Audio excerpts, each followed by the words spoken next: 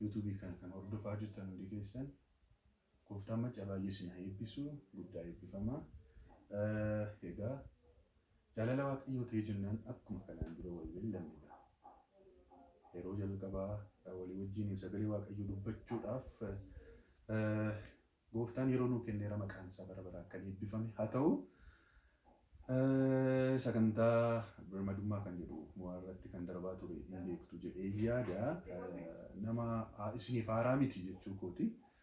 Garuu as karaa yuutuubii chaanaalii kanaatiin yeroo jalqabaati kan nuun walii wajjin barachuudhaaf jedhaa jirru. Kun yuutuubii ofishaalii kan kooti, kan dhuunfaa kootiiti. Kanaaf asirraan sabiskiraayib gootanii maatii taatanii yeroo hundumaa kanarratti kan darbu sagalee Waaqayyoo walii wajjin barannu kana argachuu dandeessu yeroo yeroodhaan jechuudha. Kanaaf ammallee irra deebi'ee kan isiniin jedhu dhimmi asirratti barsiisaa jiru kun dhimma biraa hin qabu. Mootummaa Waaqayyoo bal'isu namni dhugaa akka inni baru sagantaa birmadummaa kan nuun jennee kanaan dura waliin barataa ture sun yeroo baay'ee dogoggoroota waldaa kiristaanaa keessatti uumaman akkasumas namoonni sagalee Waaqayyoo fakkeessanii yeroo isaan saba Waaqayyoo karaarraa kaasan sagaleen Waaqayyoo isin dubbata sobdoonni bara dhumaatti akka isaan kaan raajonni sobduun barsiisonni sobduun itti kan fakkeessanii sagalee Waaqayyoo fakkeessanii saba Waaqayyoo karaarraa kana qaaqan akka isaan jedhan isaan kan immoo irratti hojjechuu akka nu qabnu sagalee Waaqayyoo dubbatannaa yeroo baay'ee namoonni dogoggora hubatu wanta kana sagalee Waaqayyoo hin barsiiftuu sagalee Waaqayyooti. Innani isaanii mormuu sagalee Waaqayyoo keessaa fuudhee isaanii nan mormaa ture sagalee Waaqayyootiin iyyuu. Tajaajila guddaadha obboloota koo.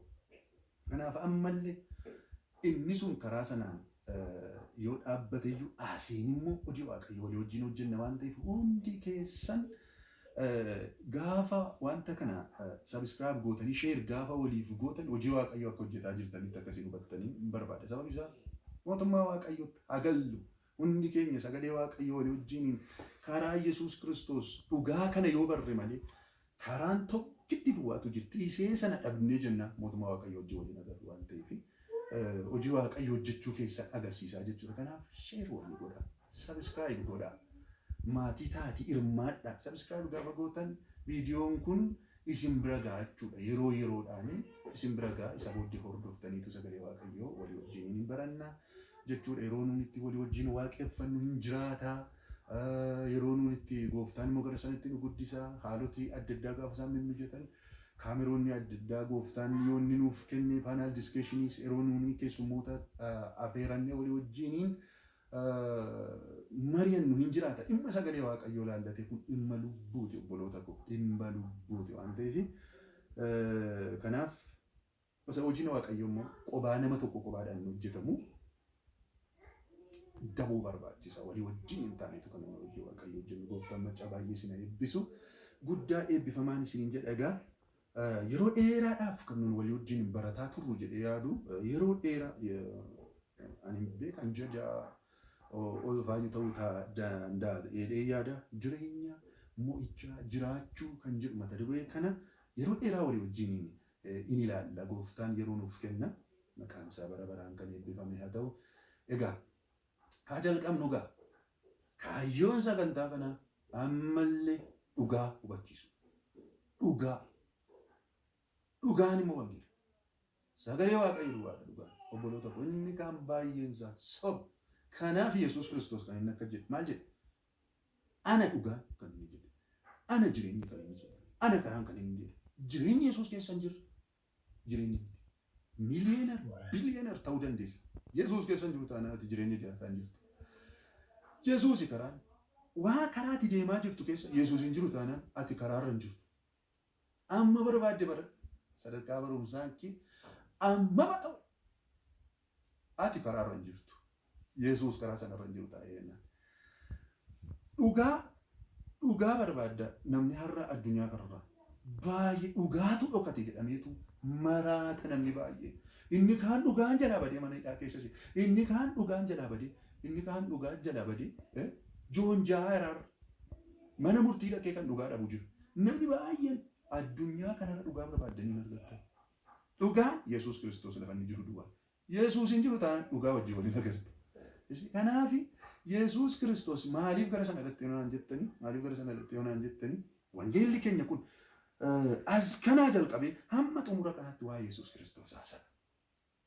Dhugichi Yesuus Kiristoosidha. Yesuus Kiristoos kan argachuudhaaf sagalee Waaqayyoo kana keessaatti kan dubbii isaati kun waa'ee isaa dubbata. Kanaaf kana gaafa walii wajjin barannu dhugaa baraa irraachuudha. Waaqayyo gooftaan isin eebbisu. Mee seensa isaa irra walii wajjin seensuma isaa duwwaan isinitti dubbadha. Kana gochuudhaaf immoo dura Waaqayyoon kadhannee sagantaa keenya itti fufna. Galanni siif haa ta'u Waaqayyo gooftaa yeroo kana nu laatteetti maqaan kee bara baraan haa eebbifamu. Kun siin ta'e siin jiraan siin yeroo kana geenye maqaa gooftaa maqaa Yesuus Kiristoosiin galanni ulfinni teessoo kee irratti siif haa ta'u. Yaa Waaqayyo egaa sagantaa kana kan hordofaa jiran karaa Feesbuukii haa ta'u karaa Yuutuubii haa ta'u sagantaa kana hordofaa kan jiran chaanaalii kana hordofaa kan jiran dubbii kana dhagaa kan jiran maqaa Yesuus Kiristoos nama Naazretiin bilisa ba'a. Maqaa Yesuus Kiristoosiin dhugicha bira hagaan sagaleen kun jireenya isaanii keessatti hojjetu. Maqaa Yesuus Kiristoosiin dhugichi birmaduu isin baasa jedhamee barreeffamee jira. Dhugaan kun dhugaa dubbataa jira. Sagalee kee kana duwwaadha dhugaa birmaduu sana baasu. Maqaa Yesuus Kiristoos nama Naazretiin iddoo garagaraa keessa haala garagaraa keessa kan jiran birmaduu haba'an. Maqaa Yesuusiin birmaduu haba'an sagalee kana sagalichi dhugaa sagalichi birmaduu nama baasa. Sagalee kana duwwaadha wangeela duwwaadha kan dhugaa wangeela duwwaadha dhugaa kan nama argisiisu karaa kan nama baasu kan jireenya dhugaa nama jiraachisu wangeela kanadha. Maqaa Yesuus Kiristoosiin sammuu isaanii bane dubbicha hubataniif jedhamee barreeffamee jira. Sammuun keenya banamu yaadi keenya banamu barumsaan sagalee kee baruun hin danda'amu. Dandeettii barumsaatiin dubbii kee bira ga'uun hin danda'amu. Yoo ati namaaf ibsite malee maqaa Yesuusiin dubbii kee nuuf ibsi. Jalqabaa hamma xumuraatti nu wajjin ta'e maqaa gooftaa maqaa Yesuusiin. Ameen. Egaa eessa illee hin deemina. Dubbii sagalee Waaqayyoo kana walii wajjin hamma xumuraatti na wajjin hin tura. Yeroo dheeraa isinittiin fudhadhu gabaabseetan isinitti dubbadhee xumura walii wajjin hin jechuudha. Jireenya mo'ichaa jiraachuu hiika mataa isee qabdi. Jireenya mo'icha jiraachuu. Namni addunyaa kanarraa mo'icha hin barbaanne mo'amee jiraachuu kan barbaadu hin jiru. Namni hundumtuu mo'atee jiraachuudha kan inni barbaadu. Addunyaan kun addunyaa dorgommeeti jedhama bara kana keessa. Addunyaa dorgommeeti. Hundumtuu wallaansoo qaba. Jireenya mo'icha mo'atanii jiraachuu jireenya mo'ichaa jiraachuu namni hin barbaanne hin jiru. As keessatti waan nuti arginu mata duree kana keessatti jireenya mo'ichaa jiraachuu gaafa jennu waan wallaansoo qabaa jirru tokko jira kan nuun lolaa jiru jira jechuudha akka jechuudha. Peejii koo irratti waa barreesseen ture diinni dhufaa jira kan jedhu walii wajjin barachuudhaa fi walii wajjin utuu baranne jedhee yaadeera nan dhufaa jedheen isin jalaa baate dhiifama guddaa kanuma keessa jira ballateetu dhufee jira. Akka jechuun maali wallaansoo kan nuun qabutu jira. Wallaansoo kana mo'annee jiraachuudhaaf addunyaa kanarraa eenyutu wallaansoo nu qabaa jira? Eenyudha kan nuun lolaa jiru? Eenyuun immoo lollaa? Eenyuun immoo mo'annaa? Kan jedhu gara xumuraa irratti diinni keenya eenyu akka ta'e walii wajjin qabxii gara dhumaarra jira. Isa jaffaarra jira. Jireenya mo'ichaa jiraachuudhaaf akkamiin kan nu jiraachuu dandeenyu kan jedhu qabxiilee jaha wayii kaa'een jira sagalee Waaqayyoo irra dhaabbadhe. Kanaafi gara dhumaarra jira. Inni isin sobuu barbaadee miti as keessa waan inni jiruufanii Waaqayyo gooftaan machaa isin eebbisu waan hubattanii fi kanaaf jireenya mo'ichaa maatiin ijoolleen isaanii akka isaan jireenya mo'ichaa jiraatan yookaan immoo mo'atanii tokkoffaa ta'anii mana barumsaa isaaniitti tokkoffaa akka isaan ta'an namni ijoolleen isaa mo'amtee akka isheen galtu barbaadu hin jiru. Dhugaan isin jedhu. Duraan ijoollee ta'e isa waan tiksa baadiyyaadhaati warri ijoollee baadiyyaa taatanii beektu yaada jiboota yookaan immoo reefuu warra jiboota jechuun warra qonnaadhaaf hin geenye yookaan korma warra hin taane reefuu dargaggoo jechuudha. Warri kun yeroo baay'ee wal haati jedhama yookaan immoo wal lolti. Innaa yeroo jibichi inni kan kooti jechuudha inni kan keenya inni kan maatii kooti yoo walaanii yoo inni mo'ame jechuudha mataa buusee bakka gaddaan galaan dhugaan isin jedhu utuunni jabbii sana dhayeefaa cabsee faanatti ture bakka baay'ee gaddaa akka akka jibichisu na jalaa mo'amuun barbaadu waan ta'eef ijoollee ta'e na yaada. Maatiinis akkasuma ijoolleen keenya mo'amtee akka isheen galtu mana barumsaatti ijoollee 70 keessaa daadi utuu isheen jette mucaan keessan dhuftee kilaasii keessa ijoollee 70 jira yoo ta'e gaafa yookaan waxabajjii gara dhumaa daadi utuu isheen jette dhuftee abbabbaa ani 69ffaan ba'een utuu isheen isin jette dhuftee jira mucaan keessan ishoo kormee koo ittiin jettu yaadu dhugaan isin gubattu garaa keessatti sun gubata. 69ffaa lakkoofsa isaa guddaadha malee 69ffaa ba'uun gadheedha. Tokkoffaan bayyoo isheen jettee gammaddanii maal isii bitu maal godhu akka isin badhaasa kottumee warra naannoo magaalaa jirtan bayyee faansii affeeraa ba'e ittiin jettu jechuudha.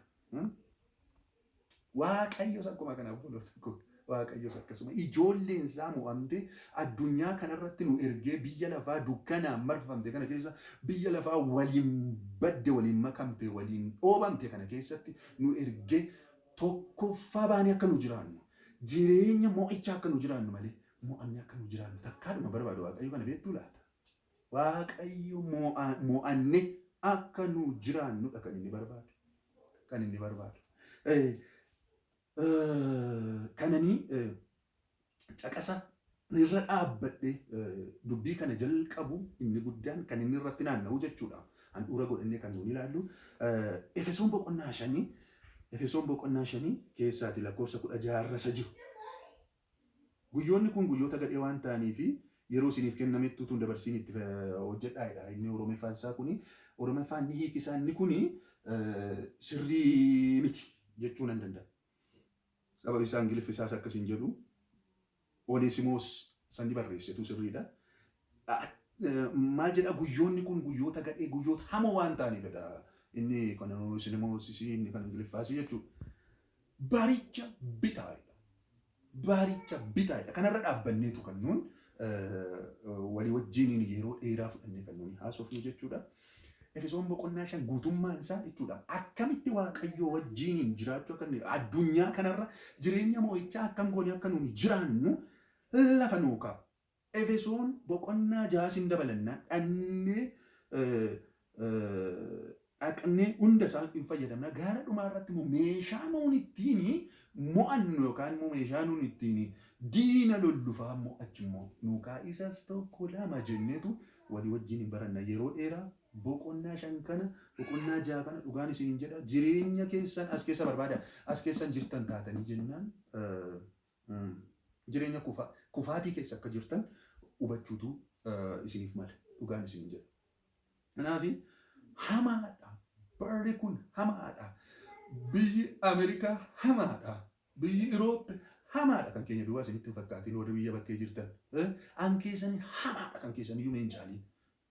Lafti kun addunyaan kun hundumtuu hamaadha. Guyyoota isin jiraattan kana keessa guyyaa tokko ganama kaatanii galgala amma isin galtanitti seexanni guyyaa hamaan guyyaa kanatti ramadama. Guyyaatti hamaatu jira. Guyyaatti miila dha'ee kan lafa nu buusutu guyyaatti ramadamee jira. Hamaa kana guyyaatti mo'ataa oolutu nurra jiraataa jechuudha. Kiristiyaanonni baay'een har'a faarfachuu dandeessu, lallabuu dandeessu garuu jireenya keessan jireenya mo'amaadha baay'eensa. Jireenya mo'ichaa jiraachuutu nurra jira kiristiyaanonni. Karaa hundumaatiin mo'annee jiraachuu, foon keenyaan mo'annee jiraachuu, hafuura keenyaan mo'annee jiraachuu isa kana barbaada Waaqayyoo jechuudha. Gooftaan maccaa nu haa gargaaru hunda keenya. Yesuus Kiristoos bara baraan jiraataadha. Maqaan isaa bara baraan haa eebbifamu. Kanaaf jireenya mo'ichaa jiraachuu fi wantoota nu barbaachisan akkamiin jireenya mo'ichaa jiraannu isa jedhu kana jireenya akkamii jireenya mo'ichaa jiraachuutu nu barbaachisa akkamiin jiraanne jireenya akkamiidha kan nu jiraachuu qabnu mo'icha barbaanna garuu jiraachuutu nu barbaachisa jireenya mo'ichaa kana jiraachuutu nu barbaachisa jireenya akkamiidha kan nu jiraanne isa kana kan nurraa eegamu jireenya mo'ichaa jiraachuudhaaf maalidha kan nuun ittiin akka meeshaatti itti fayyadamnee kan nuuni jireenya kana mo'annee addunyaa kana mo'annee kan nu jiraachuu dandeenyu akkamidha hamaadha hamaatu jira. Hamaatu jira. Hamaa kana akkamiin mo'anneetu jiraachuu dandeenya. Hamaa kana kan nuti ittiin mo'annu inni jalqaba dura kadhannaa. Kadhachuutu nurra jira. Isa kana sagantaa itti aanutti tokko jennee waa'ee kadhannaa walii wajjin haasofnaa jechuudha. Kadhannaa. Jireenya kadhannaa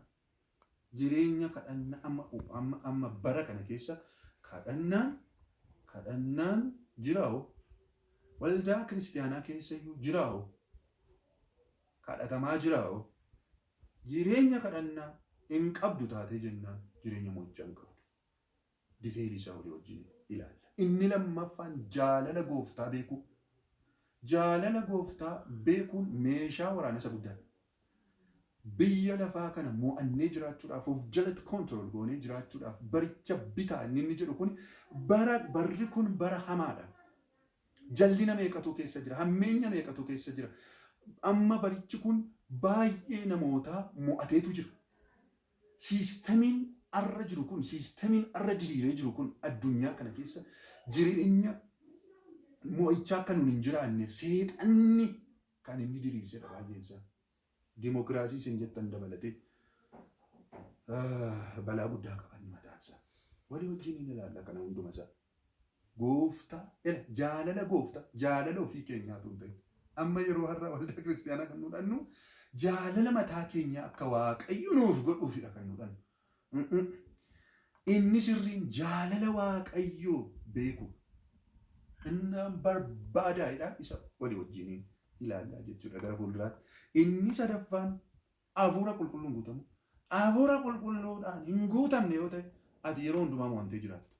Hafuura qulqulluudhaan namni hin guutamne bakka biyya lafaa kanarraati namootarraa adda kan nu godhu maal akka ta'e beektu hafuura qulqulluu. Hafuura kana nama Kiristoositti amane duwwaatu qaba waan isin ajaa'ibu keessatti.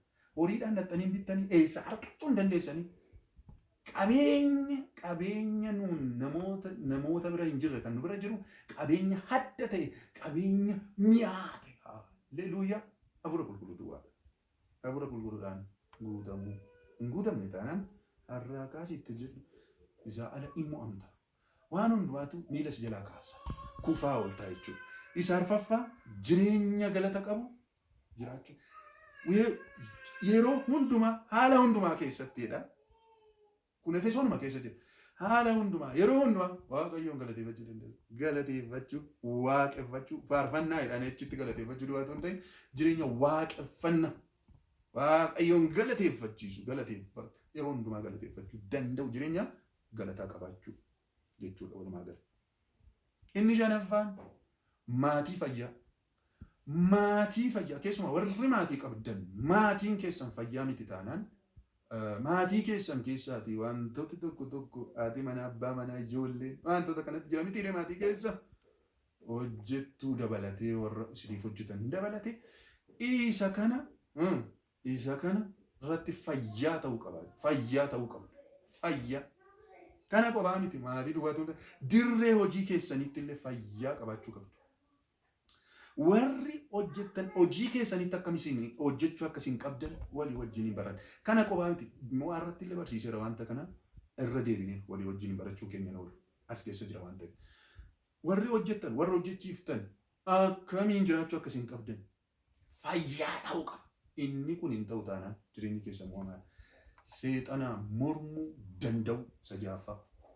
Diinni keenya inni guddaan seexana waan ta'eef seexanaa mormuu danda'u. Diina qabna. Seexanni kun immoo akkamiin ishee baruu hin mul'attu. Isa soolii wajjin ilaallaa jechuudha yeroo dheeraa booddee Waaqayyo gooftaan machaa baay'ee sina eebbisu. Seensa sagantaa keenyaa kana fakkaataa jechuudha. Kanarra dhaabbanneetu jireenya mo'ichaa akkamiin jiraachuu akka qabnu walii wajjin ilaallaa jechuudha. Har'a akka seensaattidha. Waaqayyo gooftaan jireenya mo'icha qabu sina jiraachisu.